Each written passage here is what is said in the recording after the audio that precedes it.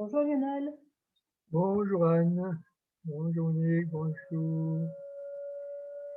Bonjour tout le monde. Bonsoir tout le monde.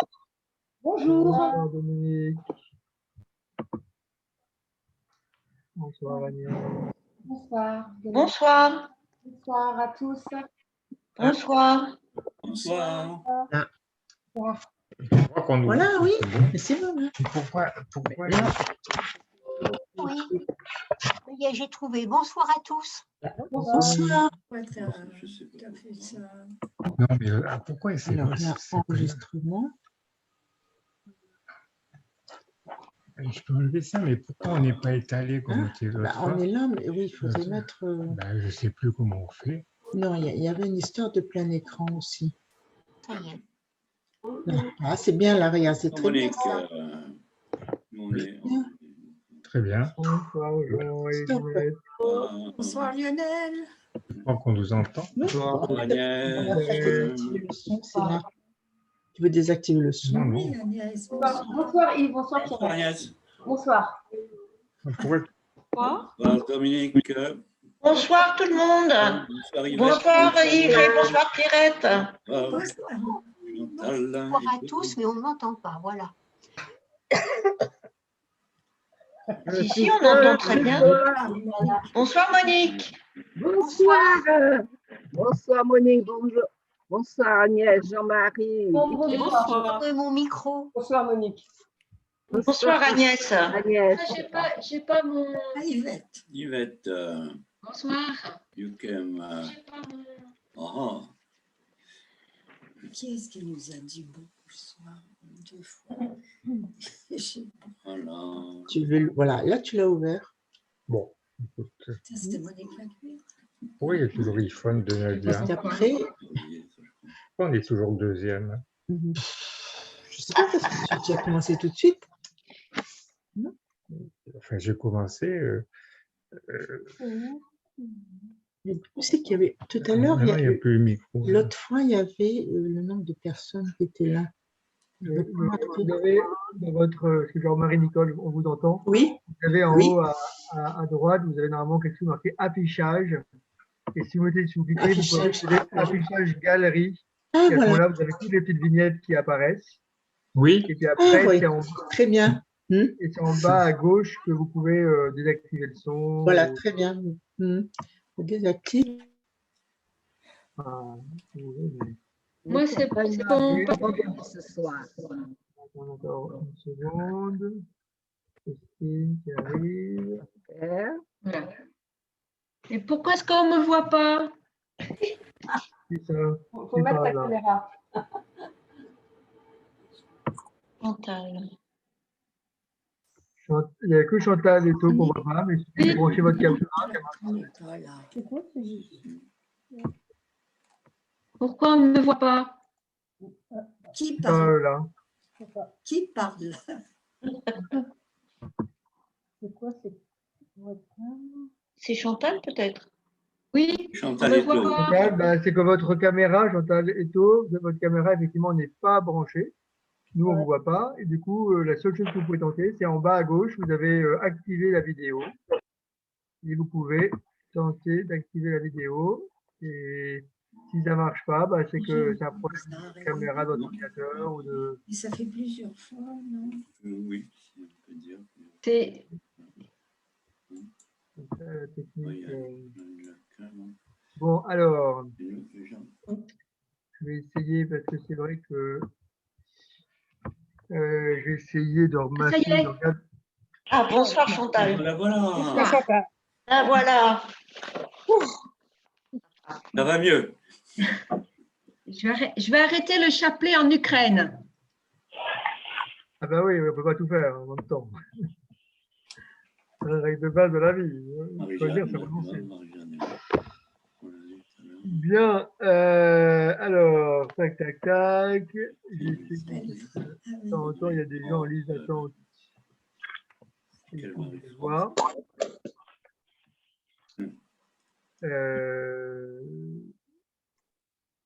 Je regarde juste une chose, pardon, et on va commencer. Oui. Françoise Pouillet. Ah Oui, Frappou. Frappou. Bonjour, Frappou. elle a changé de nom aujourd'hui.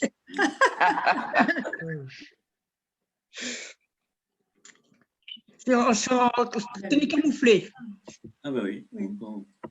Voilà, le hasard est là. Bon, ben, je pense que nous allons commencer. On va Et je vais vérifier. essayer de regarder si les gens arrivent, d'arriver à les intégrer. Parce que c'est difficile de faire deux choses en même temps, mais on va essayer de faire ça comme ça. Je vous propose, si ça vous va, d'éteindre vos micros, parce que du coup, ça permettra qu'il n'y ait pas trop de bruit de fond. Et puis, on va faire comme on fait d'habitude. Je vais reprendre un petit peu ce texte sur la conscience. Et puis, on aura un vrai temps à la fin de réflexion, de questions, de reprise, de réflexion, hein, pour pouvoir faire tout ça. Alors, on y va. Alors, ce soir, on commence la deuxième grande partie de notre parcours, qui va être plus courte que la première. C'était important de travailler en détail Genèse 1 à 11. C'est Françoise, vous avez votre micro ouvert. Puis nous, pourquoi c'est pas Et désactivé? Pierrette et Yves aussi, ouais. Si vous pouvez éteindre vos micros, Françoise, toujours que. Oui. Ouais. Je suis sur un nouveau système, je ne sais pas comment couper mon micro. En bas à gauche, normalement, vous avez J'ai- désactivé le son en bas à gauche. J'ai pas le son, j'ai pas le petit. Ah, le bah, petit- je devrais pouvoir vous désactiver. Vous désactiver. Voilà, mission accomplie. Alors, donc du coup, deuxième grande partie de notre parcours. Première, on a fait un travail exégétique et ce soir, on va commencer un travail un peu plus théologique. Et peut-être que c'est d'abord important de bien comprendre la différence entre ces deux disciplines. Faire un travail exégétique, c'est essayer de comprendre ce que l'auteur biblique a voulu nous dire dans un texte. C'est ça, faire de l'exégèse, c'est ça. C'est essayer de comprendre ce que l'auteur biblique a voulu nous dire dans le texte qu'on étudie. Et du coup, on l'a vu, ça nous a obligés à essayer de nous remettre dans son contexte, à essayer de savoir quand le texte a été écrit, à essayer de décortiquer le texte dans sa logique interne, pour comprendre le message que l'auteur biblique a voulu nous donner. Donc ça, c'est vraiment l'exégèse. On travaille un texte de la Bible et on essaye de comprendre ce que les auteurs de la Genèse, l'auteur de tel passage de la Genèse a voulu nous dire, ou l'évangéliste Marc, etc. Et faire un travail théologique, c'est autre chose. C'est lire ce texte concret à la lumière de toute la révélation.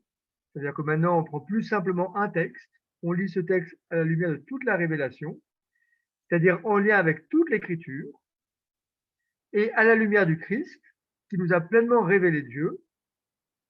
Donc on lit ce texte, on peut dire à la lumière de toute la révélation, et de telle manière qu'on puisse en tirer des affirmations sur Dieu, sur l'homme et sur le monde. Et ce seront ces affirmations que l'on va tirer de ce texte biblique à la lumière de l'ensemble de la révélation qui vont nous permettre d'entrer en dialogue avec le monde contemporain. Pour le dire encore autrement, on a vu que le problème de Genèse 1, c'était notamment de dialoguer avec les mythes babyloniens. Vous vous rappelez comment Genèse 1 était un récit de création qui entrait en dialogue, pour ne pas dire en contradiction, avec les grands mythes de Babylone. On peut dire que ce n'est plus notre sujet aujourd'hui, c'est plus notre sujet majeur. Le grand mythe babylonien, et même, c'est pas vraiment l'enjeu actuel de notre réflexion. Mais on peut tirer des enseignements de Genèse 1, validés par le reste de l'écriture et par le Christ lui-même, pour dialoguer aujourd'hui avec les questions qui sont les nôtres et avec le monde tel qu'il est. Mais c'est important de bien mesurer que les choses se font par étapes. D'abord, on essaie de savoir ce que veut nous dire le texte biblique, c'est l'exégèse, et après, on tire des affirmations sur Dieu, sur l'homme, sur le monde, à partir de ce texte-là, lu en lien avec toute l'écriture, et ces affirmations, on pourra les faire dialoguer avec le monde tel qu'il est, et annoncer l'évangile dans le fond. Et du coup, dans cette partie théologique, on va regarder les trois grandes relations de l'homme, telles qu'elles apparaissent dans ces premiers récits de la Genèse. La relation de l'homme à Dieu, la relation de l'homme à la nature et la relation de l'homme aux autres. Et puis, on finira notre réflexion en se penchant sur la question du péché originel. C'est un sujet qui a pu prêter à de nombreux malentendus, donc il faudra qu'on regarde un peu précisément ça, en tout cas, quelle réflexion théologique on peut faire sur cette question du péché originel. Donc, c'est ça les 4 étapes qu'on va faire d'ici fin juin. Lien de l'homme à Dieu, lien de l'homme à la nature, lien de l'homme aux autres, et puis la question du péché originel. Et du coup, on va voir ce soir la relation que l'homme a avec Dieu, d'après le texte biblique. Voilà. Et puis voir comment cette relation que nous postulons cette relation que nous postulons de tout homme à Dieu, conditionne notre propre rapport à tout homme et notre manière d'annoncer l'évangile. C'est très important à comprendre. La relation que nous postulons entre l'homme et Dieu conditionne notre propre rapport à tout homme, notre manière d'annoncer l'évangile. Si nous pensons que tout homme est en lien avec Dieu, on n'est pas en train d'annoncer quelque chose que l'autre ne connaît pas. On est en train de, tout simplement, peut-être d'être un révélateur de ce qu'il vit déjà en lui-même et quelqu'un qui aide à écouter la voix de Dieu en lui. Et si tout homme a un lien avec Dieu, dans le fond, on voit bien que le rôle des croyants va être peut-être d'abord d'honorer, de reconnaître, d'authentifier ce lien de tout homme à Dieu. Alors pour regarder cette relation que l'homme a à Dieu, je vous ai donné un texte de Gaudium et Spes. Gaudium et Spes, c'est un texte du Concile Vatican II. C'est une constitution pastorale, l'Église dans le monde de ce temps, et qui justement, dans ce texte du Concile, veut expliciter au monde quelle est sa vision de l'homme, et à partir de là, discuter avec le monde. C'est ça que fait Gaudium et Spes, l'Église dans le monde de ce temps. Elle essaye de préciser sa vision de l'homme, ce qu'on appelle l'anthropologie. L'anthropologie, c'est une parole sur l'homme, donc la vision de l'homme, qui jaillit de la révélation. Et à partir de là, elle entre en dialogue avec le monde, sur tous les problèmes contemporains. C'est ça que fait Dei Verbum, c'est ça que fait Gaudium et Spes. C'est vraiment un texte central. Et dans ce texte du Concile, qu'on trouve sur Internet, on peut trouver l'ensemble du texte sur Internet, c'est facile à lire, il y a ce qu'on pourrait appeler une anthropologie chrétienne, c'est les numéros 12 à 22 de l'encyclique, où vraiment les pères déploient la vision de l'homme qui jaillit de la révélation. Et puis, à partir de là, d'ailleurs, dans les numéros qui suivront, ils entreront sur un certain nombre de problèmes auxquels le monde est confronté, à la lumière de cette anthropologie, cette vision de l'homme. Donc, on n'a pas le temps de lire l'ensemble des 10 numéros, 12 à 22, de cette anthropologie chrétienne, mais je vous invite vraiment à le faire par vous-même, parce que c'est assez central en quelque sorte de voir cette vision de l'homme qui jaillit de la révélation. Et donc, on va se concentrer sur un numéro, qui est le numéro 16, sur la conscience, et qui est vraiment un texte fondamental. Donc, on va voir que ce texte sur la conscience, ça nous va dire beaucoup de choses. Et c'est un paragraphe extrêmement bien structuré, ce petit numéro 16 que je vous ai donné. Donc, je vais faire un partage d'écran parce que je vais vous montrer la structure de ce texte très, très bien fait. Et on va regarder ça. Alors, vous me dites quand vous voyez le texte apparaître sur votre écran. Oui, c'est bon. C'est bon. Vous l'avez? Okay. Oui. Alors, en fait, c'est un texte qui est très bien mis en forme parce que, d'abord, dans les 3 paragraphes que j'ai notés, 1, 2, 3, oui, c'est ça, dans la première grande partie, pardon, qui est divisée en 3 sous-parties, 1, 2 et 3, on va vraiment définir ce qu'est la conscience. Et on va le définir sous 3 aspects. Une loi intérieure à l'homme, le lieu de la rencontre avec Dieu, et puis le lieu de l'ouverture aux autres. Donc le paragraphe 1, on va voir, c'est la loi intérieure de l'homme, la conscience. Le 2, c'est comment il est en lien avec Dieu par la conscience. Et en 3, c'est comment la conscience est un lieu d'ouverture à tous les autres hommes. Et puis dans une deuxième partie, les pères vont comme tirer les conséquences, le corollaire de cette définition de la conscience, en parlant des trois états possibles de la conscience droite, la conscience erronée, on va voir ce que c'est, et la conscience faussée. D'abord, on définit la conscience, et ensuite, on essaye de voir les différents états que peut avoir cette conscience. On va regarder de manière un peu précise, parce que c'est vraiment important. Je vous relis le premier sous-ensemble. On ne voit plus le texte. Vous ne voyez plus le texte? Non. Enfin, moi, je ne le vois pas. Et les autres? Les autres, il n'y a que Nadia qui Moi, voit je pas. le vois. Hein. Je le vois bien. Moi, je le vois bien, oui, oui. Moi, je le vois bien aussi. Donc, Nadia, c'est un problème de… Non, non, c'est très bien. Ok. Bon, Nadia, c'est un problème perso qu'il faut traiter. Ok. Voilà ce que… Mais si vous avez le texte à côté de vous, c'est le même texte que celui que vous avez. Oui, c'est ça. Donc, je vous relis. Au fond de sa conscience, l'homme découvre la présence d'une loi qu'il ne s'est pas donnée à lui-même, mais à laquelle il est tenu d'obéir. Cette loi qui ne cesse de le presser, d'aimer et d'accomplir le bien et d'éviter le mal, au moment opportun, résonne dans l'intimité de son cœur. Fais ceci, évite cela. Car c'est une loi inscrite par Dieu au cœur de l'homme. Sa dignité est de lui obéir et c'est elle qui le jugera. Alors, c'est tout à fait intéressant parce que on nous dit que l'homme, eh bien, par le simple fait qu'il est homme, découvre au fond de lui-même une loi qu'il ne s'est pas donnée à lui-même et à laquelle il est tenu d'obéir. Dans le fond, on retrouve, dit justement de manière théologique, comme une parole universelle, eh bien, ce qu'on avait vu dans le récit de la Genèse, avec le fait que dans le jardin, eh bien, il y a justement une loi. De tous les arbres du jardin, tu peux manger, mais de l'arbre de la connaissance du bien et du mal, tu ne mangeras pas. Eh bien, de la même manière que dans la Genèse, on nous dit qu'il y a une loi dès le départ, eh bien, les pères du Concile peuvent nous dire, eh bien, l'homme lui-même, lorsqu'il se regarde au fond de lui, découvre une présence d'une loi à laquelle il est obligé d'obéir, une loi qu'il ne s'est pas donnée à lui-même. Et c'est ça qui est tout à fait extraordinaire, c'est que vous avez vu qu'au deuxième alinéa, on nous dit eh bien, que cette loi s'identifie à une voie. Au départ, on parle de la loi. Au fond de sa conscience, l'homme découvre la présence d'une loi qu'il ne s'est pas donnée lui-même, mais à laquelle il est tenu d'obéir. Cette voie qui ne cesse de le presser d'aimer et d'accomplir le bien et d'éviter le mal.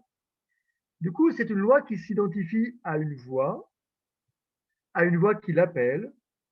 On pourrait dire que c'est une loi qui s'identifie à sa vocation. C'est ça, hein, vocation, ça vient du latin vocare, appeler.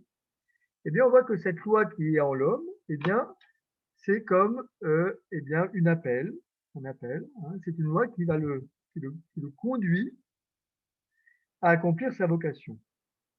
Et justement, on nous précise que cette voie eh bien, le presse d'aimer, d'accomplir le bien et d'éviter le mal. Donc, c'est d'ailleurs assez intéressant parce qu'on retrouve de manière assez précise, eh bien, justement, la Genèse, en tout cas en partie. Parce que dans la Genèse, c'était l'arbre de la connaissance du bien et du mal qui était interdit. Et on avait déployé à ce moment-là l'idée de la Genèse en disant que, eh bien, effectivement, si l'arbre de la connaissance du bien et du mal était interdit, c'est que l'homme n'était fait que pour le bien. Il n'était pas fait pour connaître le bien et le mal. Hein, connaître dans la Bible, on l'a vu, c'est épouser, c'est faire. Eh bien, l'homme n'est fait que pour le bien. Et d'ailleurs, hein, on l'avait vu dans la Genèse, au moment où il fait le mal, alors qu'il espérait s'accomplir, il découvre sa nudité et il a peur et il se cache. Eh bien, dans le fond, les pères disent que, de la même manière, la loi qui est présente dans le cœur de tout homme, par le fait même qu'il est créé par Dieu, eh bien, le presse d'aimer, d'éviter le mal et de faire le bien. Alors, on verra le petit mot aimer en plus, mais on peut dire déjà éviter le mal et faire le bien. Voilà ce pourquoi est fait tout homme par sa création. L'homme n'est pas fait pour le mal. C'est ça que ça nous dit. Dès qu'on fait le mal, on se coupe de sa vocation. Ce pourquoi en effet c'est le bien. C'est déjà extrêmement profond de dire ça. Et en disant ça, on touche un élément essentiel de ce qu'on appelle la loi naturelle. Cette loi qui correspond à ce que sont les êtres et qui les conduit à leur accomplissement. On va regarder ça. Et comme c'est un point de la doctrine catholique qui a pu faire couler beaucoup d'encre, cette idée de loi naturelle, je voudrais m'y arrêter un peu quelques instants et vous expliquer eh bien, la racine de cette doctrine, de cette théorie. En fait, cette théorie de la loi naturelle, qui a une loi de nature, une loi qui correspond aux êtres, que du coup nous sommes invités à, en tout cas pour l'homme, à y obéir pour s'accomplir, eh bien c'est, on peut dire qu'on doit à saint Thomas d'Aquin de l'avoir formalisé le plus précisément possible. On va le voir, c'est un concept qui est étroitement lié à l'idée de création, que ce monde est fait par Dieu, mais on verra comment on peut voir dans cette doctrine de la loi naturelle, eh bien on peut dire une certaine confirmation par notre expérience commune, et qui fait que peut-être que tout homme peut accepter cette vérité de la loi naturelle. Alors, quand saint Thomas d'Aquin parle de la loi naturelle, en fait, il fait une distinction que je vous ai mis, je reviendrai sur Gaudium et Spes 16 un peu plus loin. D'abord, il parle de la loi éternelle, je vous ai mis là sur la feuille. La loi éternelle, c'est la raison de la sagesse divine qui meut toute chose à la fin requise. Alors, j'ai mis un ST, ça veut dire somme théologique, première prima secundae, sa deuxième partie, la première grande partie, question 93, article 1, et citée par Veritatis Splendor, qui est une encyclique morale qui a été donc écrite par Jean-Paul II et qui a vraiment fait autorité. Un très beau texte sur on peut dire, ce qui est conforme à l'être humain et sur l'action juste. Du coup, qu'est-ce que nous dit saint Thomas? Saint Thomas, il nous dit quelque chose de simple. Il nous dit, à partir du moment où ce monde est créé par Dieu, eh bien, toute chose a sa place dans ce monde, toute chose a quelque chose à accomplir, si on pourrait dire, et Dieu guide toute chose vers la fin pour laquelle elle a été créée. Qu'elle puisse accomplir, eh bien, en quelque sorte, sa tâche dans le monde et qu'elle puisse par là même s'accomplir, eh bien, voilà ce que permet la loi éternelle. La loi éternelle, c'est l'action divine dans le monde qui conduit toute chose vers sa fin. Voilà, c'est la raison de Dieu, hein, je ne sais pas quoi, si vous construisez une montre, ben, c'est pour qu'elle donne l'heure. Et ben, le bon Dieu, quand il crée ce monde dans toute sa polyphonie, dans sa grande multiplicité des créatures, ben, il crée chaque chose avec le projet qui puisse remplir sa mission dans le monde. Et ensuite, une fois qu'on a compris ça, c'est assez simple, saint Thomas définit la loi naturelle comme la participation de la loi éternelle dans tout ce qui est créé. Autrement dit, Dieu ne conduit pas toute chose vers sa fin comme de l'extérieur, comme quelqu'un qui tiendrait, vous savez, les fils de marionnettes en permanence pour conduire toute chose vers sa fin, mais en quelque sorte, il les guide par les dynamismes intérieurs qui les constituent et qui les conduisent vers leur fin. Dans le fond, la loi naturelle, elle est présente en chaque être qui, par ce qu'il porte en lui, eh bien, va s'accomplir. Ainsi, par exemple, pour saint Thomas d'Aquin, un gland devient un chêne parce qu'est inscrit en lui le terme de son existence. Il est fait pour devenir un chêne. Donc, dès qu'il y a un gland, eh ben, il va commencer à se mettre en mouvement pour se déployer, pour mourir dans la terre, pour pousser des racines, etc. et pour devenir ce pourquoi il est fait. On va dire que si, par exemple, l'animal grandit et puis cherche à transmettre sa vie, à se reproduire, c'est parce qu'il est inscrit en lui cette finalité de conserver son être, de la déployer et de la transmettre. Vous voyez, la loi naturelle, c'est dans le fond on peut dire ce qui guide les êtres par ce qu'ils sont, voilà, par leur nature, et qui les guide pour les conduire à leur accomplissement. Les choses sont ordonnées vers une fin, c'est ça que ça dit. Et c'est là où, pour l'homme, c'est là où on va comprendre la spécificité de l'homme, c'est que l'homme va se distinguer de tous les autres êtres vivants dans le sens qu'il va atteindre la fin pour laquelle il est fait, et bien de manière libre. La grande différence entre l'être humain et tous les êtres de ce monde, c'est que c'est librement qu'on va marcher vers notre fin. Ce n'est pas par la nécessité des mécanismes matériels ou par la seule force de l'instinct ou animal qu'on atteint sa fin, mais c'est par ses choix libres, eh bien, j'ai envie de dire, décidés par sa raison. Donc l'homme va aller vers sa fin, non pas de l'extérieur ou par un mécanisme qui s'imposerait à lui, mais il y va bien librement. Et du coup, on voit ici la spécificité de l'homme, comme dit saint Thomas, d'être laissé à son propre conseil. Et c'est la citation que je vous ai mise juste en dessous de la loi naturelle. Dieu prend soin des hommes autrement que des êtres non personnels, non pas de l'extérieur par les lois de la nature physique, mais de l'intérieur par la raison qui, du fait qu'elle connaît la loi éternelle de Dieu par une lumière éternelle, est en mesure de montrer à l'homme la juste direction de son agir libre. En quelque sorte, par notre raison, nous savons ce que nous devons faire, en l'occurrence, aimer, faire le bien, éviter le mal, et du coup, nous allons pouvoir nous guider par nous-mêmes pour vivre cela, et du coup, nous accomplir dans ce chemin du bien. Donc, c'est pour ça que saint Thomas pourra définir la loi naturelle ainsi. La loi naturelle en l'homme n'est ainsi rien d'autre que la lumière de l'intelligence, infusée en nous par Dieu. Grâce à elle, nous connaissons ce que nous devons accomplir et ce que nous devons éviter. Cette lumière et cette loi, Dieu les a données dans la création. Par le seul fait que nous sommes êtres humains, nous avons une intelligence qui nous dit justement ce qu'on doit faire et ce qu'on doit éviter. Et donc, on peut se guider par nous-mêmes pour atteindre la fin à laquelle nous sommes appelés, le bonheur éternel, le bonheur absolu. Pour être encore un peu plus précis, j'espère que vous me suivez, s'il y a vraiment des problèmes de compréhension, vous intervenez, j'espère que vous me suivez. Pour être encore plus précis, saint Thomas distingue la raison entre ce qu'il appelle la raison spéculative et la raison pratique. La raison spéculative, c'est celle qui nous permet d'atteindre la vérité intellectuelle sur le monde, sur nous, sur Dieu. Et donc, c'est la raison qui réfléchit pour comprendre. On fait des maths, c'est notre raison spéculative qu'on utilise. On fait de la théologie, c'est notre raison spéculative qu'on utilise. On fait de la géographie, c'est notre raison spéculative qu'on utilise. Voilà, on comprend, on atteint la vérité par un chemin, par notre raison qui essaie de comprendre quelque chose.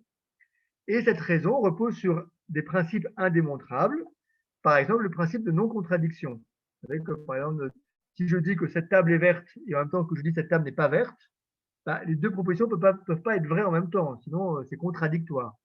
La vérité suppose le principe de non-contradiction.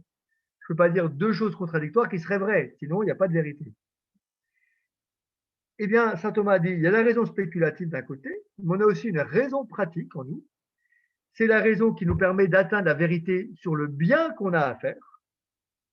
Parce que le bien qu'on a à faire, ça demande aussi toute notre réflexion. Qu'est-ce que je dois faire dans telle situation concrète, compliquée de ma vie? J'ai besoin de réfléchir. Eh bien, cette raison pratique, elle repose aussi sur des principes indémontrables. Et pour saint Thomas, qu'il faut faire le bien et éviter le mal. À partir de ces principes, comme je sais que dans toute action, je dois éviter le mal et faire le bien, eh bien, je vais réfléchir à qu'est-ce qui est le bien dans telle situation pour l'accomplir et du coup pour m'accomplir moi-même. Donc, chaque action bonne que je pose, j'accomplis le bien que j'ai reconnu par ma raison et je m'accomplis par le bien que je fais. Bonjour Jérôme, tu pourras couper ton micro, si ça t'embête pas. Oui, bien sûr. Bon, voilà. Donc,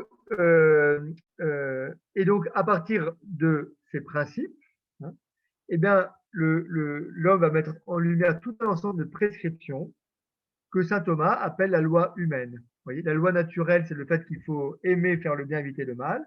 Bah après, je sais pas quoi, on va dire que si quelqu'un a tué, il faut qu'il aille en prison. Bah, c'est une loi humaine, c'est une loi, c'est le bien qui apparaît comme quelque chose d'objectif, eh bien, devant une situation donnée.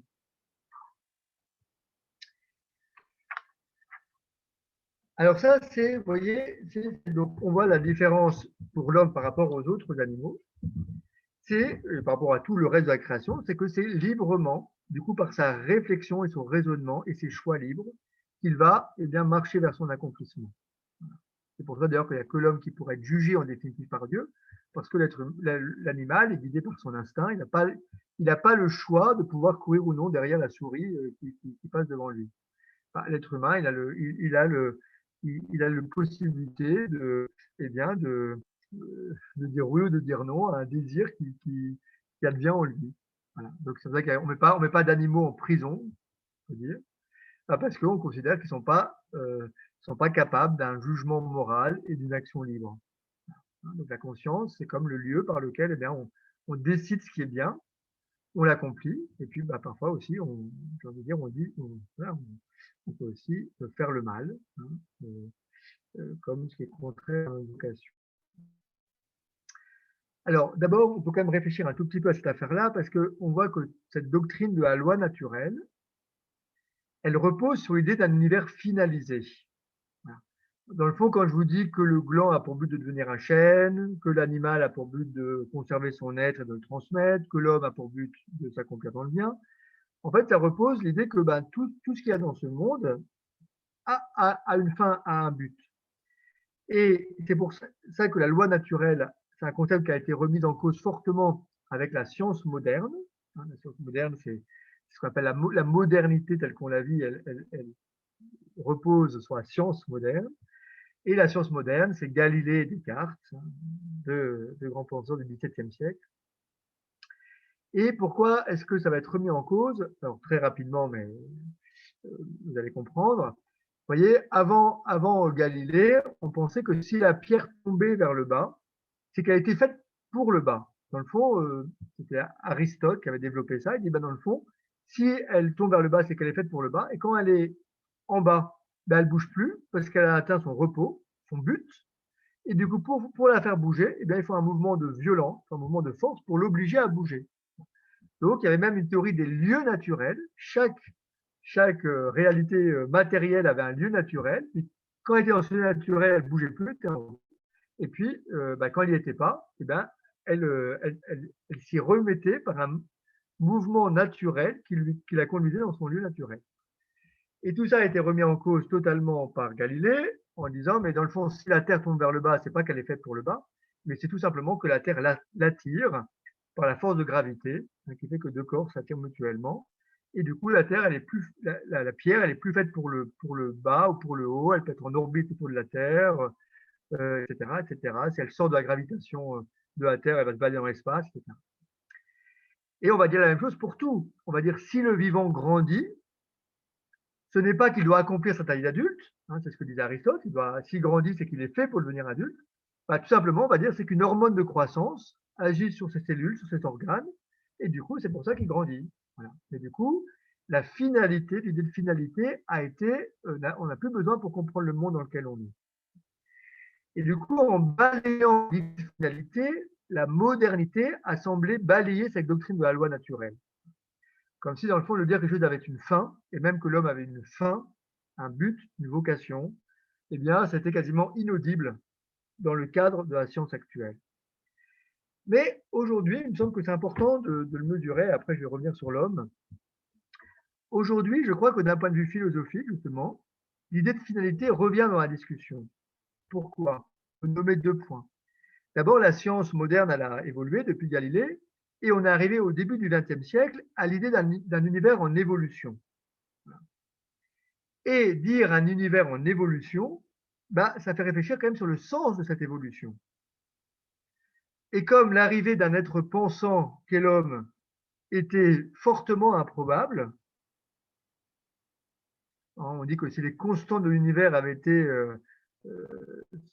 à la huitième décimale après la virgule différente, l'être humain ne serait pas apparu dans le monde, bah, on a pu commencer à se demander si l'univers avait comme but secret, mais immanent, l'apparition de l'homme. En tout cas, on voit que l'évolution du monde, telle qu'elle s'est fait, eh bien, a conduit à des organismes de plus en plus complexes, et puis de fait à un être humain qui est capable de comprendre le monde dans lequel il est. C'est quand même fou, capable de percer les secrets de la nature. En quelque sorte, le fait même de l'évolution, après on peut apporter différentes réponses, hein, on n'est pas obligé c'est pas, on peut défendre que l'évolution est juste le fruit du hasard, hein, de nécessité, qu'elle n'est pas forcément finalisée, mais en tout cas, l'idée de finalité revient dans le débat avec l'idée d'évolution, je pense.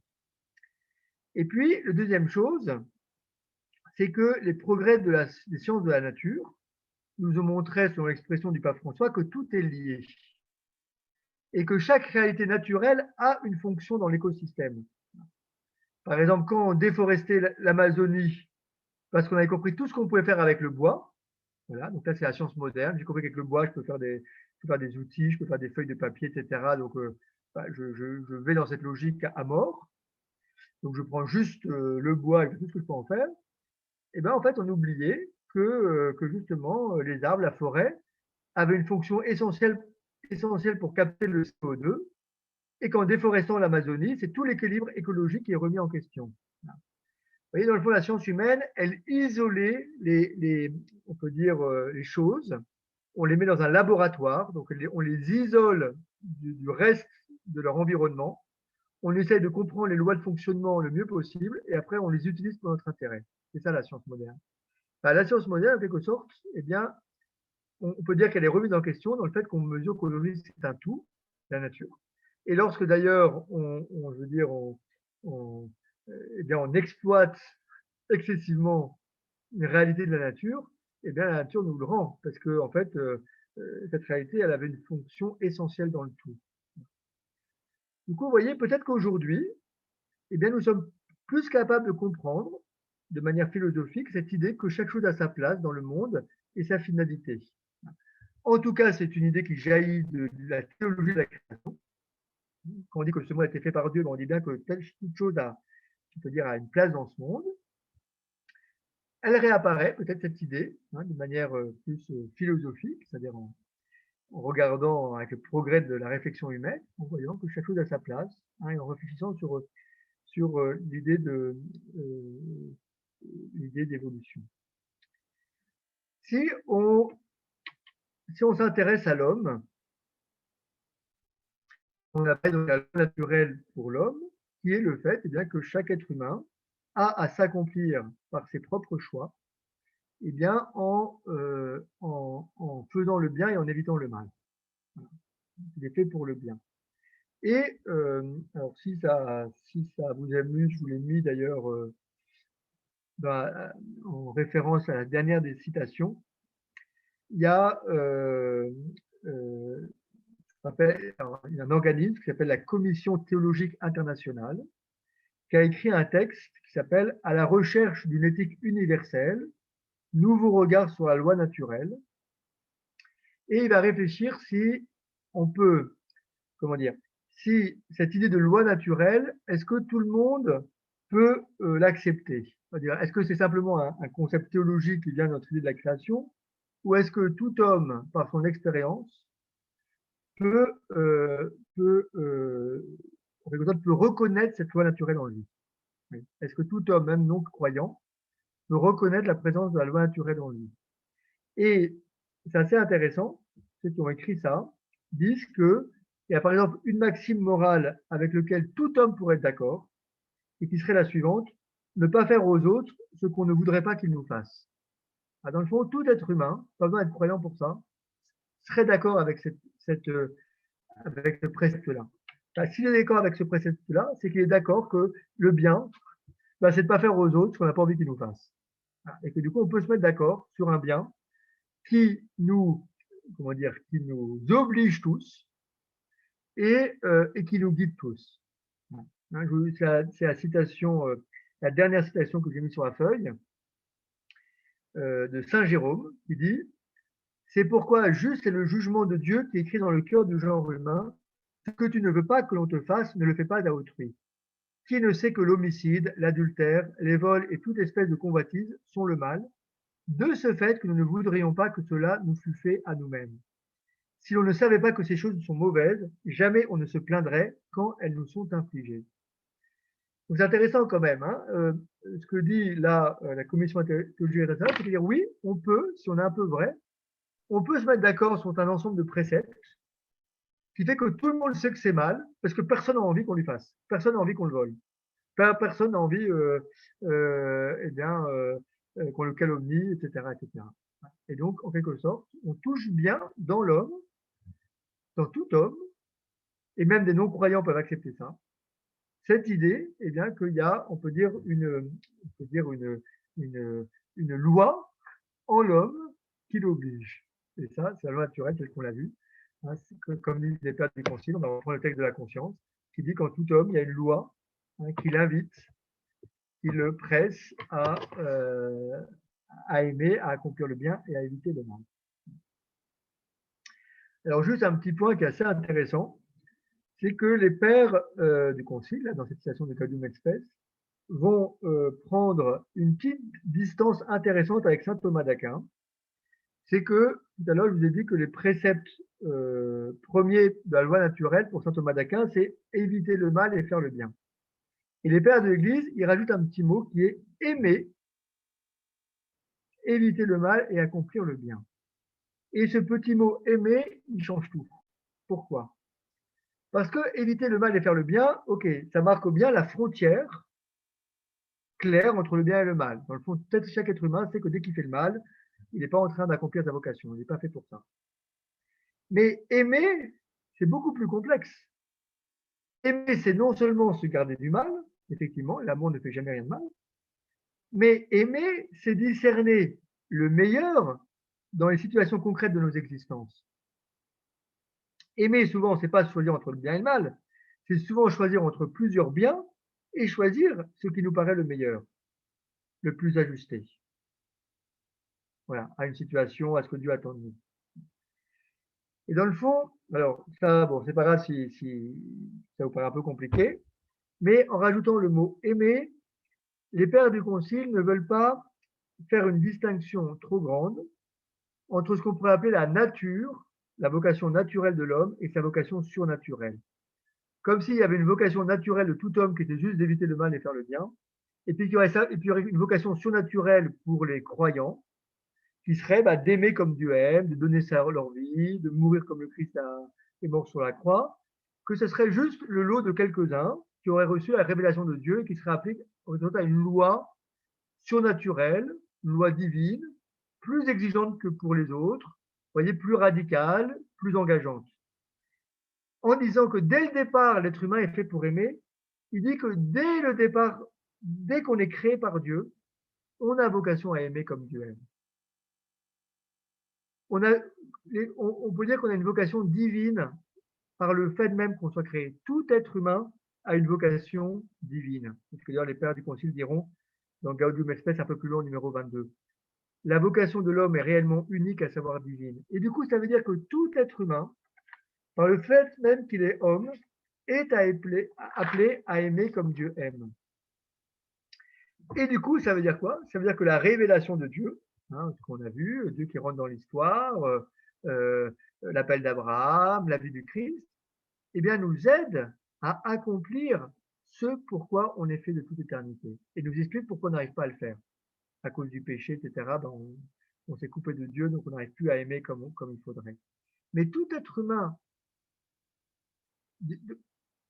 désire ça, souhaite ça. Ça, c'est un point très important, parce que ça veut dire que lorsque nous, on annonce l'évangile, et que dans le fond, on invite l'humanité, tous les hommes, à donner leur vie, eh bien, on pense qu'on rejoint une aspiration qui est de la création, c'est-à-dire une aspiration qui est celle de tout homme parce qu'il est homme. Et le Christ va l'aider à accomplir sa vocation naturelle, sa vocation d'être créé. Il n'y a pas, pour dire autrement, il n'y a pas quoi, les êtres humains qui auraient de cette manière et les chrétiens qui auraient une vocation plus haute ou des exigences morales plus hautes. Par le fait même d'être homme, on a cette invitation à aimer et la loi divine, c'est-à-dire en quelque sorte la révélation de Dieu, la loi, les 10 commandements, le sermon sur la montagne, nous aide à accomplir ce pourquoi on est ici. Donc voilà la vocation de tout être humain, hein, une loi qui correspond à sa vocation, à une voix qui ne cesse de l'appeler et qui, eh bien, l'invite à aimer, accomplir le bien, éviter le mal. C'est ce qui résonne dans le cœur de tout homme, toujours. Toujours ça qui résonne dans le cœur de l'homme. Et du coup, dans la deuxième sous-partie, eh bien, justement, c'est magnifique ça. Les pères du Concile vont pouvoir dire que cette conscience, c'est le centre le plus secret de l'homme, le sanctuaire où il est seul avec Dieu et où sa voix se fait entendre. La conscience, c'est le lieu où Dieu parle à chacun. On pourrait dire, Dieu dit la même chose à chacun. Dieu dit toujours à tout le monde la même chose. Aime, fais le bien, évite le mal. Mais cela, ça va prendre, eh bien sûr, une incarnation particulière pour chacune de nos vies. On est tous engagés dans des vies uniques, avec voilà, des relations qui sont les nôtres, des devoirs d'État qui sont les nôtres, des circonstances qui sont les nôtres. Et chacun de nous, nous devons décider ce qui paraît conforme à un amour authentique, ce qui est le bien. Et dans nos décisions, eh bien, nous sommes devant Dieu. Et c'est pour ça qu'on peut dire que c'est notre conscience qui nous jugera, parce que c'est bien notre conscience qui nous dira si devant Dieu, on a bien agi dans telle ou telle situation, qu'on a obéi à cette voix qui en nous invitait à faire le bien. Pour dire autrement, personne ne peut se substituer à la liberté de quelqu'un d'autre. Je peux encourager quelqu'un au bien, je ne pourrais jamais le faire à sa place. C'est très important pour les parents, par exemple. Ils ne peuvent pas faire le bien à la place de leurs enfants. Ils aimeraient tellement le faire. Ils rêveraient de faire le bien à la place de leurs enfants. Eh bien, ils ne peuvent pas. Donc, ils peuvent aider leurs enfants à reconnaître la voix de la conscience en eux, aider à l'accomplir, mais ils ne peuvent pas se substituer à la liberté de leur enfant. Et en fait, c'est fondamental. Ça veut dire que le lien à Dieu est premier pour tout homme, et que c'est ce lien qui est le lien de la vérité de nos vies. Voilà. Donc ça, c'est un point vraiment très important.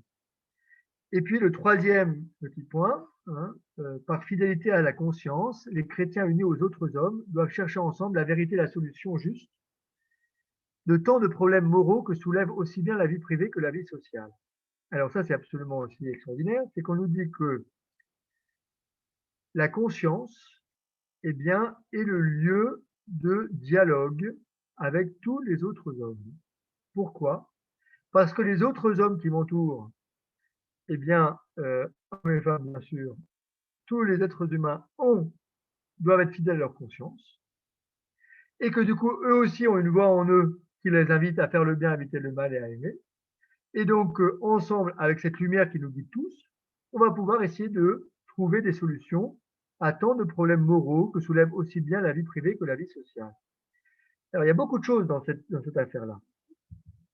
D'abord, le fait que, voilà, mon frère qui est en face de moi, il cherche aussi, il y a aussi une voix au fond de lui qui l'invite à aimer, faire le bien, éviter le mal. Donc, du coup, je peux m'appuyer sur sa propre voix pour qu'on chemine ensemble. Bon.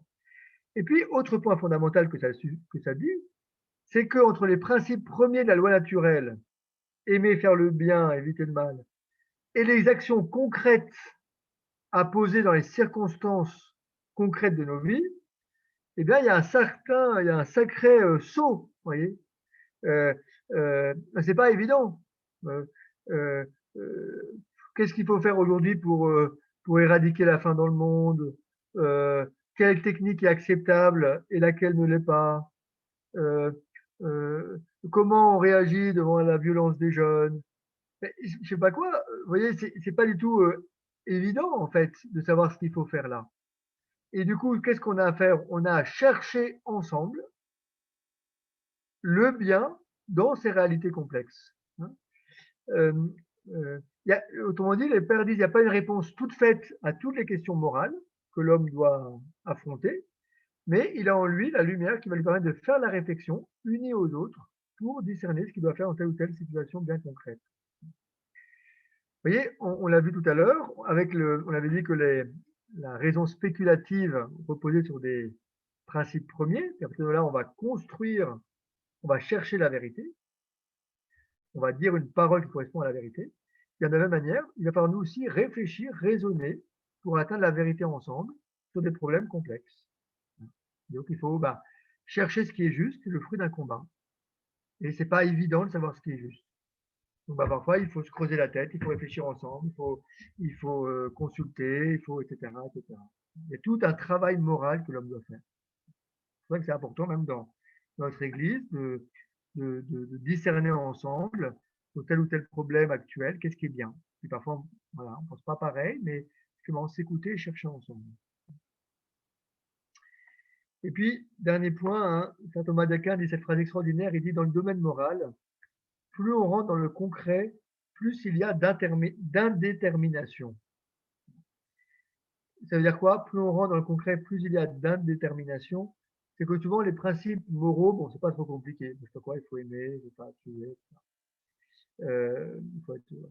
Mais en fait, dès qu'on rentre dans une décision concrète, eh bien, je dois tenir compte de tous les éléments relatifs à l'action, de toutes les circonstances, de tous les enjeux. Et c'est pas simple. Et en plus, ces éléments, ils changent dans le temps. C'est pour ça qu'une bonne décision à l'instant T ne sera plus la bonne décision à l'instant T plus 1, parce que la situation a changé. Voilà. Et puis ensuite, entre différentes personnes, la perception de l'importance de telle ou telle circonstance peut ne pas être la même. Quoi, il y en a qui va être très sensible aux soucis des pauvres, et du coup, c'est ça qui va guider un petit peu toutes ces décisions. Puis l'autre va être, être très sensible à la responsabilisation, ça va guider toutes les décisions. Bon, et ben, voilà, devant une même situation, eh bien, on peut avoir des analyses différentes de l'ensemble des circonstances et du coup penser que la bonne décision, c'est pas la même. C'est pour ça qu'on peut être d'accord sur les principes généraux, mais diverger sur l'application pratique de la loi morale. Mais du coup, l'importance de parler en vérité, de s'écouter, de chercher ce qui est vrai sans partialité, d'écouter la vérité de ce que dit mon frère, même si moi, j'aurais pas vu les choses comme ça. Et puis, en définitive, chacun rendra compte à Dieu de ses actions. En définitive, chacun rendra compte à Dieu de ses actions. Et souvent, dans nos réunions, c'est souvent ça. C'est Rémi, chacun porte sa lumière. Puis celui à qui il appartient de décider, c'est lui qui prend la décision en ayant écouté tout le monde, et c'est lui qui assumera sa décision.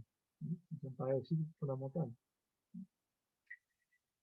Et puis, du coup, on peut dire que la deuxième grande partie, et ça va aller beaucoup plus vite, nous donne bien, les corollaires de cette définition de la conscience. D'abord, il nous parle de la conscience droite. Plus la conscience droite l'emporte, plus les personnes et les groupes s'éloignent d'une décision aveugle et tendent à se conformer aux normes objectives de la moralité. Alors, ça c'est assez fort. Hein. Plus la conscience droite l'emporte, plus les personnes et les groupes s'éloignent d'une décision aveugle. Moi, une décision aveugle, il me semble, c'est une décision où il y a un point aveugle. C'est-à-dire qu'il y a un point innommé, mais qui guide toute l'action. La recherche de son intérêt personnel, par exemple. C'est ça qui, en fait, guide la décision, mais c'est pas nommé, parce que c'est pas nommable. Donc, je ne dis pas. Mais du coup, ça fausse le discernement et du coup, la justesse de la décision. Et du coup, vous voyez, quand on cherche le bien, eh bien, je vois qu'on est libre pour tout voir. Et donc, on peut décider en conscience devant Dieu. On peut rendre compte de son action. Quand on cherche le bien, on est libre pour tout voir. Et du coup, eh bien, on peut rendre compte de son action parce qu'on est libre. On n'a pas cherché son intérêt personnel. On a cherché ce qui paraissait le bien. Et du coup, je peux expliquer pourquoi j'ai fait ça. Pourquoi cela me paraît un bien. On peut ne pas être d'accord avec moi, mais je peux toujours parler. Vous voyez, moi, je pense, par exemple, que dans nos débats télévisés, eh bien, si les hommes et les femmes politiques, ou pas simplement politiques, économiques, tout ce qu'on voulait, se libéraient de posture, c'est-à-dire s'ils s'écoutaient vraiment, Et s'il cherchait ce qui était juste ensemble, eh bien, on trouverait certainement beaucoup plus facilement la solution à beaucoup de problèmes moraux actuels. Le fait que chacun, comme on dit, a son calendrier, que chacun a ses propres intérêts, il faut être en désaccord avec l'autre pour sa propre élection, pour se démarquer, etc., fausse beaucoup de choses. En fait. Fausse beaucoup de choses. Si on était vraiment désintéressés et que tous ceux qui sont autour de la table sont désintéressés, qu'on s'écoute vraiment, je crois qu'on progresserait beaucoup plus rapidement sur le bien à accomplir. Donc c'est puissant cette affaire-là. Dans le fond, et ça, les chrétiens ils peuvent être signes de ça. Parce qu'on n'a aucun autre intérêt que celui de faire la volonté du bon Dieu. Donc on est libre. On n'a pas d'intérêt à sauvegarder. On n'a rien à défendre, hormis le bien. Voilà. Et ça, je pense que c'est toujours important. Hein. Dans le fond, c'est pour ça que c'est un bon critère pour savoir si on a pris une décision droite. Une décision droite, c'est que dans le fond, je peux en rendre compte. Il ne faut pas toujours rendre compte à tout de tout le monde, parce que parfois, je sais pas quoi, ça nous paraît un bien, mais celui qui, on n'a pas à tout dire à un enfant d'une décision qu'on a prise, parce que, je sais pas quoi, on pense que c'est bien pour lui, mais je sais pas comment dire, on n'a pas forcément on peut pas tout dire. Mais en tout cas, on peut quand même rendre compte de son action, je crois. C'est un bon critère, en fait. Quand je peux pas parler, pourquoi j'ai fait ça? Est-ce que j'ai quelques intérêts inavouables qui sont derrière? Deuxième point, la conscience erronée. Alors ça, c'est un point fondamental de la doctrine chrétienne. On peut se tromper de bonne foi. Toutefois, il arrive souvent que la conscience s'égare par suite d'une ignorance invincible, sans perdre pour autant sa dignité. Parfois, je peux penser de bonne foi qu'un acte est bon alors qu'il est mauvais. J'ai fait une mauvaise analyse des circonstances, j'ai une mauvaise perception du bien authentique. Voilà. Par exemple, je sais pas quoi, je me dis que c'est n'importe quoi, faire un enfant avec des méthodes de régulation, avec des méthodes de fécondation artificielle, c'est très bien, c'est le fruit de notre amour, etc. Mais je ne suis pas au courant qu'il y a des dissociations d'embryons, qu'il y a beaucoup de questions morales qui, voilà. Bon, et du coup, je le fais en conscience, par exemple. Ce que nous dit les pères de l'Église, c'est fondamental. Si je me trompe de bonne foi, je ne pêche pas. Si je me trompe de bonne foi, je ne pêche pas. La conscience reste le lieu de ma relation à Dieu. Et si je peux dire en conscience, j'ai voulu bien faire, je n'avais pas ces éléments, eh bien, je suis en paix.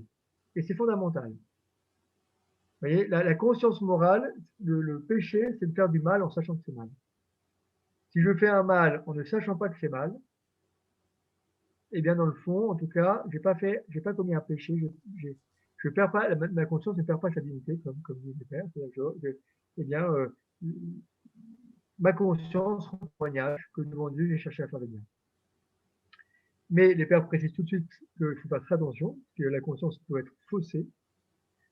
Ce que l'on ne peut pas dire lorsque l'homme se soucie peu de rechercher le vrai et le bien, et lorsque l'habitude du péché rend peu à peu sa conscience presque aveugle.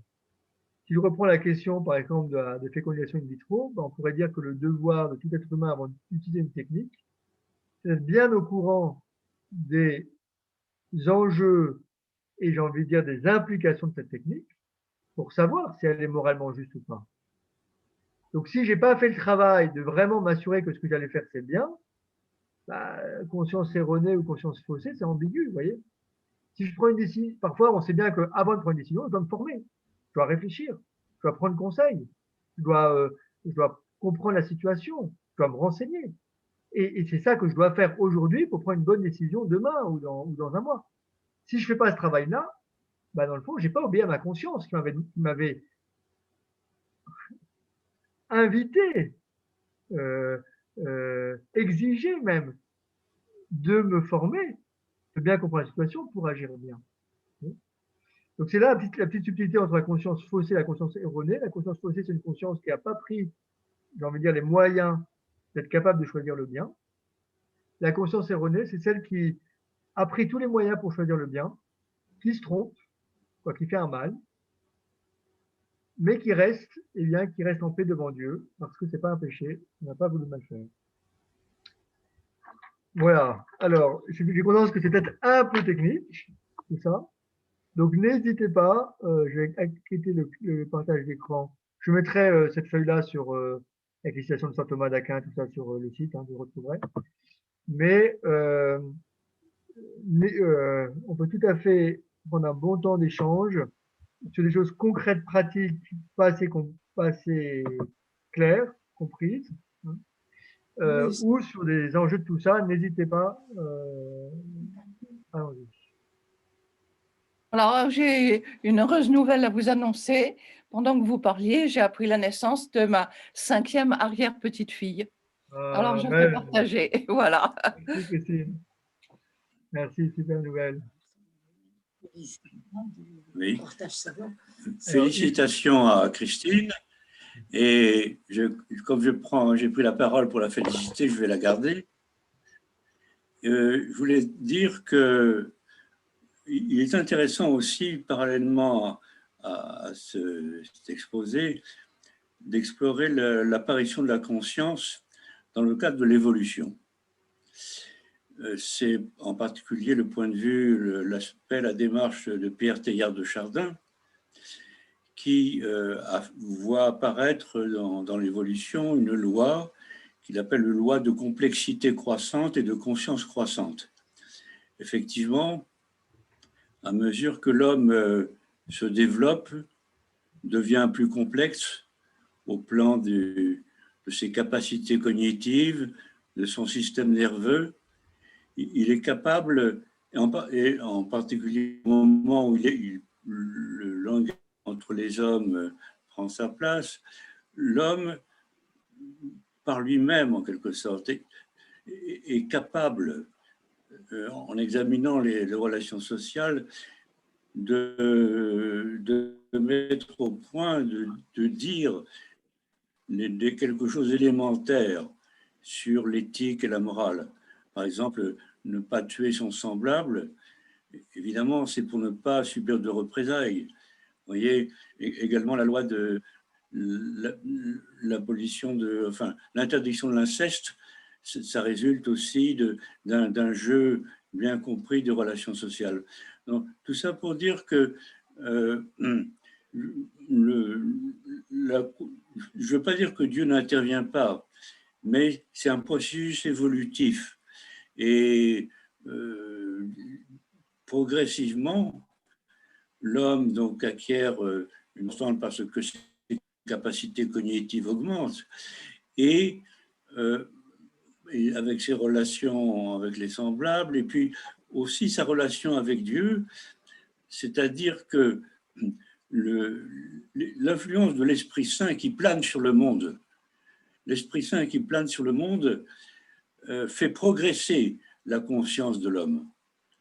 Et pour lui permettre d'atteindre sa fin, et là je suis d'accord, la fin c'est l'union avec Dieu. Mais je suis un peu plus pas réceptif à cette idée que par construction, au point de départ, d'ailleurs quel est le point de départ, une conscience éclairée, la conscience du bien et du mal serait inscrite dans l'homme. Alors, merci Yves, c'est une très bonne question. Est-ce que effectivement, en quelque sorte, il a bien expliqué, Teilhard de Chardin, il pense que la complexité des organismes correspond à un niveau de conscience plus élevé. Mais par exemple, on a un philosophe qui s'appelle Bergson et qui va faire dans l'évolution créatrice, qui va défendre la thèse qu'il y a vraiment un saut qualitatif entre la conscience animale et la conscience humaine. On n'est pas simplement quantitatif, c'est-à-dire qu'on perçoit mieux les choses, par exemple, et du coup que la conscience morale grandirait, mais qu'il y a bien un saut qualitatif entre l'homme et l'animal, avec cette idée notamment de ça, c'est-à-dire que de la liberté dans le fond. C'est-à-dire qu'il y a un saut qualitatif fondamental, c'est que pour l'être humain peut dire non, absolu, même à un bien. On peut jeûner, et l'animal a une marge d'action, mais en tout cas je pense qu'il y a cette idée qu'il y a l'idée de Dieu en l'homme ou la capacité de Dieu en l'homme, ce que dit un peu du maître Sey, qui est au principe du change de la radicalité du changement entre l'homme et l'animal. Mais si je suis d'accord, c'est un, quoi, je veux dire, c'est un bon débat. C'est un bon débat. Mais voilà, à la limite, gardons la question. Est-ce qu'il y a le saut qualitatif entre la conscience animale et la conscience humaine? En tout cas, Gaudium Expes et saint Thomas d'Aquin, c'est clair, saint Thomas d'Aquin, mais bon, forcément, il ne connaissait pas l'évolution. Il a bien cette idée que l'homme se distingue de tous les êtres vivants par le fait qu'il est capable par lui-même de choisir sa fin. Là où l'animal va vers la fin qui est instinctive. Mais allez-y, je ne veux pas que ce soit là-dessus, soit sur d'autres choses, soit sur des questions très simples, allez-y, il n'y a pas de... Au contraire, j'ai fait une toute petite remarque un peu, pas perverse, mais qui par rapport à cette idée que selon la loi naturelle, les animaux ne sont pas responsables. Il n'empêche que, alors que la loi naturelle thomiste, pour faire court, prévalait dans l'Église, c'est-à-dire du XIIIe au XIXe siècle, des tribunaux ecclésiastiques ont condamné des animaux et les ont fait passer en procès. Donc là, il y a une question, c'est comment ont-ils pu faire ça? et parce que c'est documenté, hein, vous avez des comptes rendus de procès de porcs en particulier qui ont été condamnés à mort, etc., etc. Donc c'est pour dire que… C'est pas des procès sur les propriétaires. Sorcellerie, ça jouait aussi avec la Oui, sorcellerie. non, mais exactement, c'était la même époque. La sorcellerie, Oui, c'était exactement, ça a commencé au XIIIe, ça s'est terminé à la fin du XVIIe. Absolument. Donc on était en plein dans cette période-là, et voilà, il y a une espèce de curiosité historique où il y a eu à la fois les procès de sorcellerie et les procès des animaux. Est-ce que quelqu'un est capable de nous dire comment ça se fait qu'il y a eu des procès d'animaux? Parce que je veux dire… je ne sais pas, moi. Ouais, mais Christine, vous savez un peu? Oui, non, mais tout ça, c'est lié. C'est très curieux parce que effectivement, à partir du XIVe siècle, il y a un peu avant, multiplication de procès en sorcellerie qui vont devenir de plus en plus importants avec le mélange justement lié à certains animaux impurs, effectivement, comme le porc, le cochon sauvage. Et une chose qui est tout à fait particulière, c'est que dans les miniatures du XIIIe siècle, quand on veut représenter l'enfer, eh bien, l'enfer, c'est une gueule de sanglier. C'est une tête de sanglier magnifiquement dessinée, représentée, et qui ouvre sa gueule, à l'intérieur de laquelle on voit des crocs. Et de cette gueule de sanglier sortent des diables, tels qu'on peut les imaginer au XIIIe siècle, des diables fourchus, avec plein de flammes, etc. Mais ça encombre, si vous voulez, c'est important de se rendre compte de ces images, parce que ça encombre l'imaginaire et ça, d'une certaine manière, ça emprisonne l'imaginaire et ça emprisonne et ça empêche de penser sereinement et ça introduit un climat de peur qui est très, très néfaste au XIVe et au XVe siècle surtout. Oui, d'ailleurs, juste pour conclure, il n'y avait pas que les porcs, hein, des hannetons ont été excommuniés. Bon, voilà. Juste parce que les hannetons rappelaient les sauterelles de l'Apocalypse. Voilà, donc il y a toute ça une… Ça, la raison. Voilà. Et d'ailleurs, ce qui n'était pas simplement catholique. Les protestants ont brûlé des sorcières comme les catholiques. Tout à fait, tout à fait. Donc, voilà. Bon, merci. Il faudrait creuser un petit peu ça. C'est sûr que raison et liberté, un peu comme, je sais pas comment dire, comme spécificité humaine, en tout cas, capacité d'entrer en relation avec Dieu spécifique. D'autres réflexions, remarques? Oui, Jean? Oui, non, j'ai une question. Est-ce qu'on peut avoir une conscience sans reconnaître la relation de cette conscience avec Dieu? Puisque dans le monde séculier où on a plein de gens qui font des tas de choses extraordinaires et qui refusent de reconnaître, enfin qui refusent ou qui négligent en fait plutôt de reconnaître ce lien à Dieu. Et c'est une question franchement qui moi m'intrigue, qui me taraude. Merci beaucoup Jean pour cette question parce qu'elle est fondamentale pour nous. C'est-à-dire que nous, notre conviction profonde, c'est que Dieu travaille le cœur de tout homme. Et que la vraie obéissance à Dieu qui se joue pour chacun, c'est son obéissance à sa conscience. Et donc, je peux soi-disant être un bon chrétien et tous les dimanches à la messe, mais si je n'obéis pas à ma conscience qui me montre le bien que j'ai à faire et que je ne le fais pas, bah, en fait, je ne suis pas fidèle à Dieu. Et que vous êtes quelqu'un qui ne vient jamais à l'église, etc., et qui est fidèle à sa conscience, obéir à Dieu bien plus profondément. Ce qui fait aussi qu'on a des témoignages dans le monde de gens qui ne se disent pas chrétiens, et on peut dire, mais en fait, cette vie-là, je la reconnais comme profondément juste. Et ça me paraît fondamental. Et je dirais du coup que nous, en sachant que Dieu agit dans le cœur de tout homme, comment dire, on va être peut-être ceux qui vont révéler, avoir l'effet révélateur de tout ce qu'il y a de beau, de vrai, de bien dans une vie. Et quand quelqu'un arrive, il dit, moi, je suis pas croyant, puis il nous parle, et on voit tout ce qui fait de bien dans la vie, on peut dire, ça c'est de Dieu, ça c'est de Dieu, ça c'est de Dieu, ça c'est de Dieu, ça c'est de Dieu. Et dans le fond, et c'est ça que j'ai dit au tout début en introduction, dans le fond, annoncer l'évangile, c'est pas annoncer à un Dieu à des gens qui ne connaissent pas, c'est être à l'écoute de tout ce qu'il y a de Dieu en eux. Et le fait que notre conviction profonde, que dans la conscience, Dieu parle à chacun, même si je ne reconnais pas cette voix comme venant de Dieu, dans la mesure où j'obéis, je suis fidèle à Dieu. Et souvent, les chrétiens, eh bien, ils honorent ça, ils mettent en lumière ça, ils valorisent ça, ils se réjouissent de ça. C'est fondamental pour moi, cette affaire-là, dans l'annonce de l'évangile. C'est vrai qu'un chrétien, il est toujours heureux, il est toujours en train d'écouter, de voir ce que vivent les autres et de se réjouir de ce que Dieu fait en eux. Oui, mais la question même était un peu plus précise. Comment se fait-il que la personne qui est dans cette situation ne reconnaisse pas ce lien, n'est pas le déclic? Voilà, c'est ça. Eh ben, par exemple, si jamais quelqu'un a toujours une idée de Dieu faussée, par exemple, si les témoignages des croyants qu'il a eus leur ont paru contraires à sa conscience, bah, en fait, être fidèle à sa conscience, c'est quasiment s'éloigner de Dieu, parce que dans le fond, le témoignage que j'ai est un contre-témoigngnage, par exemple. Et ben dans le fond, je vais dire, bah, oh là là, moi je ne suis pas du tout, je sais pas quoi, je ne suis pas chrétien, je ne suis pas religieux, etc. Parce que ce qu'on a vu, d'abord, était tellement opposé à sa conscience qu'on dit, mais c'est pas possible cette affaire-là. Et en fait, c'est un hommage secret à Dieu, ce qu'ils font.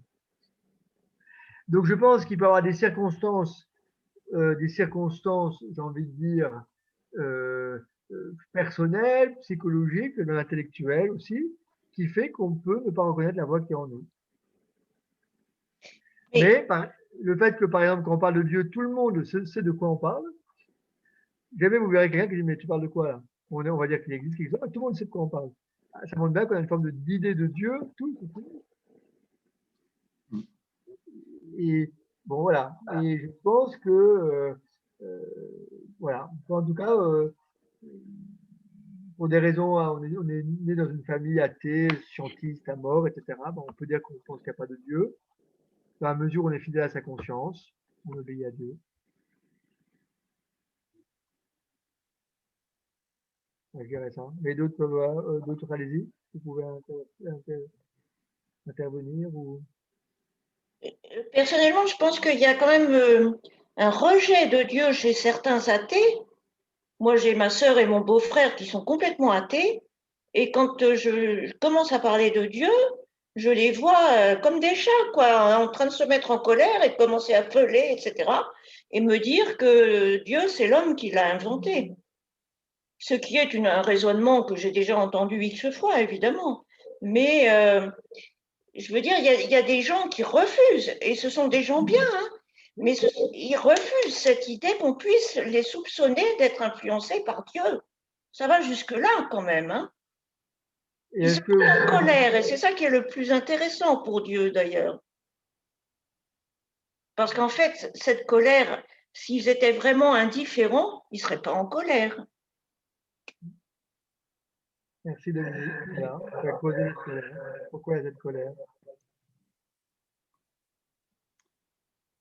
Et je pense qu'on pourrait, vous pouvez être à l'écoute de tout ce qu'il y a de vrai, de beau, de bien dans leur vie et de reconnaître. Ah oui. Pourquoi vous faites ça? Pourquoi vous donnez? S'il n'y a pas de Dieu, rien n'a de sens. Tout va tomber dans le néant.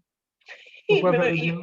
Il me traiterait de comment dirais-je, il me dirait, mais ça n'a pas d'intérêt ton histoire là. C'est ça, ils ne sont pas prêts quelque part. Je ne sais pas comment dire. Il y a un moment dans la vie, hein, je le sais bien moi, mais c'est pas encore leur truc. Et ils ont été élevés dans la religion catholique. Hein. Mais on peut faire réfléchir, je dirais. On peut faire réfléchir. D'autres réflexions, remarques? Oui, mais Qui ne sont pas exprimées? il m'est venu quelque chose quand tu as commenté le Gaudium Espèce, là, avec les différentes déclinaisons de la conscience. Et finalement, je me suis dit, quand on regarde actuellement ce qu'on appelle les débats sur l'éthique, hein, comment débattre de manière rationnelle sur quelle position prendre. Enfin, dans les comités d'éthique, il se trouve que je fais partie d'un comité d'éthique, on a ce genre de débat. Hein, tout le monde est quelque part bien intentionné, tout le monde est bienveillant, et puis on a des positions différentes de point de départ, etc. Et puis alors, moi je me suis dit aussi dans l'éthique, il y a une sorte de catégorisation de l'éthique. Hein. Vous avez les éthiques qui sont fondées sur la norme, c'est un peu Kant, quoi, qui vous dit, voilà, tu ne tueras point, c'est un peu le décalogue aussi, et puis point barre, et puis c'est tout. Donc c'est quelque part préalablement à l'acte qu'on définit le bien et le mal, et on aboutit, on est dans le normatif.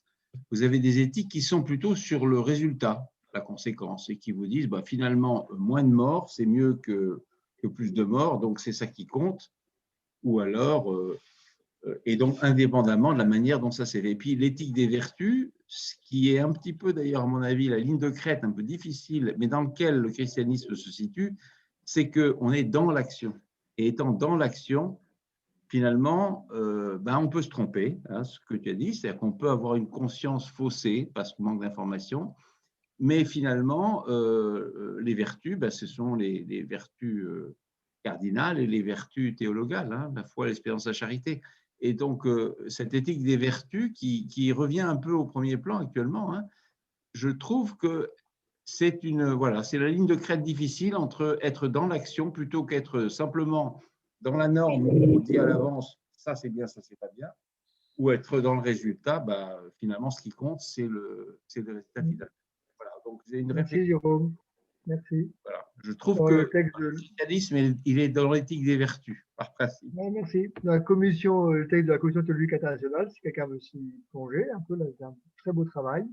Il y a ça, effectivement.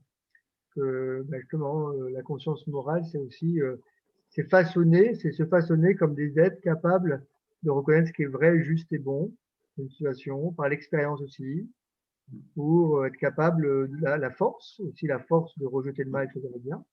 Il faut être fort pour choisir le bien et refuser le mal. Donc la force, quand on la fait grandir en nous, on est plus ajusté ensuite dans une décision morale. Donc tout ça, effectivement, on construit son être moral. Ouais. Et que la construction personnelle ne sera pas indifférente à la décision qu'on prendra à l'instant T. Donc on a intérêt à mettre nos forces pour essayer de grandir en amour de justice, en force, en tempérance, en prudence. Merci Jérôme. Est-ce que juste attends, oui, ceux qui ne sont pas exprimés, parce que tout bien que, oui, Agnès. Non, c'est Françoise. Et après Agnès.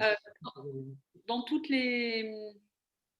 ce qu'on dit là, il y a quelque chose dont on parle, un mot qu'on n'a pas que vous avez très peu dit et qui pour moi pourtant me paraît fondamental, c'est le mot de liberté. C'est la liberté de l'enfant de Dieu aussi, d'être dans cette conscience morale et de choisir le projet de Dieu. C'est-à-dire qu'en fait, pour moi, j'ai toujours du mal avec cette notion de loi naturelle parce que loi naturelle, pour moi, ça me fait toujours penser à quelque chose d'un peu déterministe. Et ce que je trouve quand même une des plus grandes révélations quand même de la religion chrétienne, c'est cette liberté des enfants de Dieu, en fait. La liberté que les hommes et les femmes ont d'être et de grandir dans cette... voilà. Alors, je m'exprime peut-être pas très bien, mais le mot de liberté, dans tout ce qu'on a discuté, on a très peu parlé du mot liberté. Et pour moi, c'est quelque chose de très important et voilà, très. Merci Françoise. Je dirais deux choses là-dessus. Je dirais d'abord que la liberté, on l'a dit, dans la capacité pour l'homme de se guider par lui-même. Ça, c'est quand même une forme de liberté. C'est-à-dire qu'en fait, être libre, c'est le fait que je vais pouvoir décider par moi-même le bien que je vais suivre. Bon, si on dit que l'animal n'a pas tellement le choix de quoi derrière la souris qui passe parce qu'il a faim, l'être humain, il peut décider quel est le bien qu'il va se donne, quel est l'objectif qu'il se donne, qu'est-ce qui lui paraît juste et qu'il va poursuivre. Ça, c'est une forme de liberté fondamentale qui repose sur la capacité de Dieu, on l'a nommé. Et je pense que la liberté des enfants de Dieu, c'est un peu autre chose. La liberté des enfants de Dieu, c'est ce que goûte un chrétien à force de cheminer dans le bien. C'est-à-dire qu'à force de cheminer dans le bien, il mesure à quel point il est fait que pour une chose, c'est pour aimer et pour être dans la gratuité.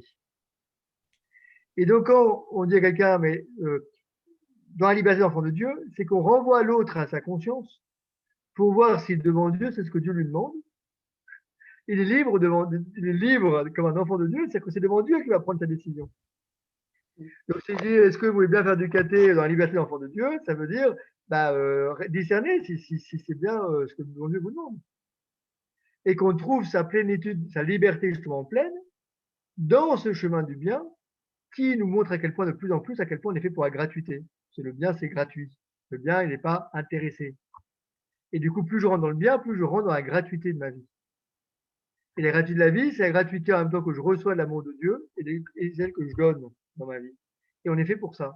Et du coup, c'est très mystérieux, on respire à l'aise, on est libre de cette liberté d'enfant de Dieu quand on rentre dans cette gratuité, dans ce bien. Qui n'est pas du tout le fait de faire ce qu'on veut ou de faire n'importe quoi. Je veux dire, faut vraiment savoir renoncer au mal pour goûter la liberté d'enfant de Dieu. Sinon, on goûte rien du tout de cette liberté. Vous voyez, c'est pas la liberté d'enfant de Dieu, c'est pas c'est très mystérieux cette affaire-là.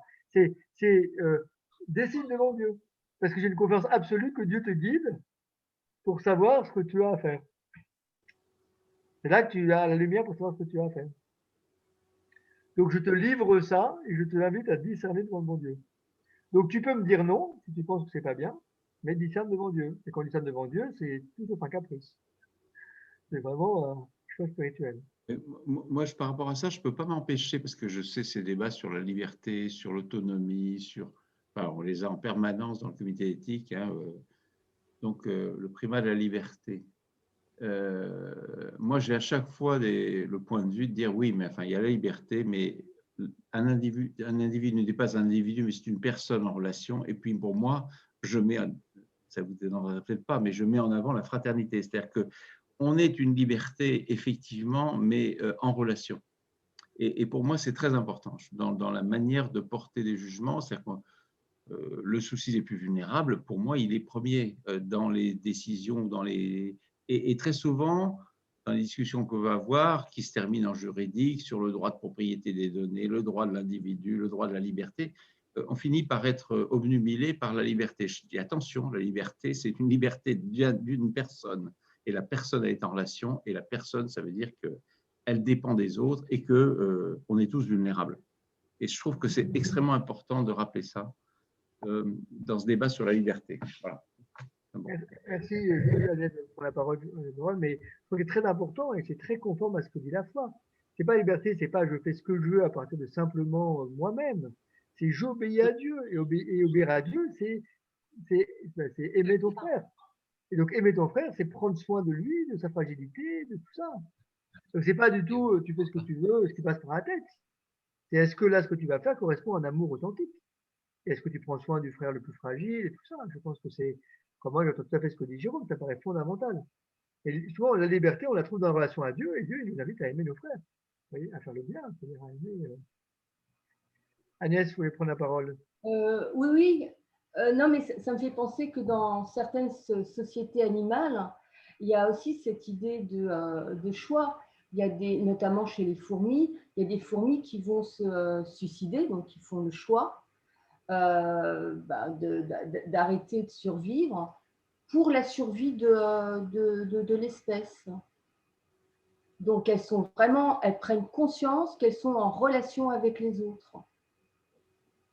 Et il n'y a pas que chez les fourmis, hein, il y a d'autres. Les dauphins peuvent se suicider. Les baleines font des choix aussi d'aller conduire des individus qui sont morts dans les abysses, et elles prennent le risque de quitter le troupeau et de parvenir. Et en conscience, alors c'est un niveau cognitif, on appelle ça la métacognition. Donc d'ailleurs, j'ai lu des choses assez intéressantes, pas sur ces sociétés animales, mais je vous conseille là, parce qu'il y a un numéro qui vient de sortir, je ne sais pas si vous voyez, sur la recherche, c'est sur la conscience. Et il est sorti il y a quelques jours, donc je l'ai lu. Et donc sur les poules aussi, il y a des choses intéressantes. Elles sont plus intelligentes que d'autres. Donc tout ça pour dire qu'effectivement, il y a des niveaux de conscience et il y a une forme de liberté parce qu'elles font le choix. Et ce n'est pas uniquement des gènes qui conditionnent leur comportement. Elles ont capté des situations et pour la survie du groupe, elles vont choisir. Il y a question de la survie du groupe. La question, c'est est-ce que, est-ce que le Bergson dit dans le choix des possibles est restreint. Oui. C'est-à-dire qu'en fait, elle peut effectivement mourir pour le groupe, mais en quelque sorte, je ne sais pas comment dire, je ne vais pas dire qu'elle est programmée pour ça, ce sera peut-être un peu violent, mais elle est. Oui, je ne sais pas dans quelle mesure une espèce, par exemple, pourrait apprendre à faire ça. Voilà. Parce que une espèce qui n'est pas capable de le faire, est-ce qu'elle serait capable d'apprendre à faire ça? Je ne suis pas sûr. Oui, toutes les sciences cognitives, l'éthologie, c'est ça, c'est l'apprentissage. C'est la différence avec nous. Oui, mais est-ce qu'il y a un apprentissage chez les animaux, un apprentissage autre? Bon, bref, mais je continuerai, quoi. Moi, j'ai pas la. Je suis d'accord. Voilà. Alors, mais je voulais intervenir en fait sur autre chose. J'ai trouvé ça très intéressant, là, le concept de conscience erronée. Et vous avez pris l'exemple de la PMA, de la procréation médicalement assistée. Et on peut effectivement se demander comment s'assurer que le consentement, qui doit être libre, éclairé, exprès, est vraiment éclairé. Est-ce que le corps social se donne vraiment les moyens de donner toutes les informations pour que la personne puisse prendre la décision en toute conscience? Merci Agnès, c'est important. C'est important. Une société qui cherche le bien, on peut parler, quoi. Et quand il y a un effet dans tous les sens, mais quand il y a une espèce de rouleau compresseur dans un sens, une espèce de pression sociale gigantesque, il y a un vrai sujet sur le fait est-ce qu'on respecte vraiment la liberté des personnes et en conscience. Je suis bien d'accord. Après, les gens décident, mais est-ce qu'on est comme ça? Monique, et puis après, peut-être qu'on s'arrêtera pour. Je voulais dire, en fait, cette conscience morale, c'est le reflet de Dieu en chaque homme. Oui. Et en fait, ce qui distingue le croyant du non-croyant, c'est que le croyant, il reconnaît cette présence de Dieu, alors que le non-croyant la rejette. On peut dire ça, mais même quoi, en tout cas, il peut la rejeter consciemment, il peut la rejeter, oui, consciemment, en l'accueillant intérieurement dans sa fidélité à la voix de sa conscience. Justement parce que l'action peut être la même dans le bien chez le croyant comme chez le non-croyant, et c'est toujours le reflet de Dieu. Exactement. C'est pour ça qu'on dit que pour finir, on sera jugé sur sa conscience. C'est la conscience qui sera qui est le témoin en nous de notre fidélité ou non à Dieu. Ouais. C'est ça le point central.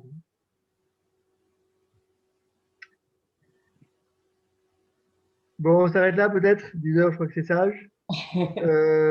La prochaine fois, donc c'est Jérôme qui prend la parole pour nous faire un petit topo sur le rapport de l'homme à la nature, avec toutes les questions d'écologie, etc. Donc, comment est-ce que, qu'est-ce que l'écriture nous dit et comment ça rentre en débat aussi avec la culture contemporaine, avec l'histoire du rapport à la nature. Donc, on va mettre sur le site un petit texte avec des questions comme les autres fois, je vais faire ça ce soir ou demain. Et puis, jeudi prochain, pour ça. Très bien. Voilà. Ouais. Merci. Merci. Merci. Bonne soirée. Merci à vous aussi. Merci à tous. Bonne soirée, merci beaucoup. Merci à vous. Au revoir, merci. Merci. Que Christine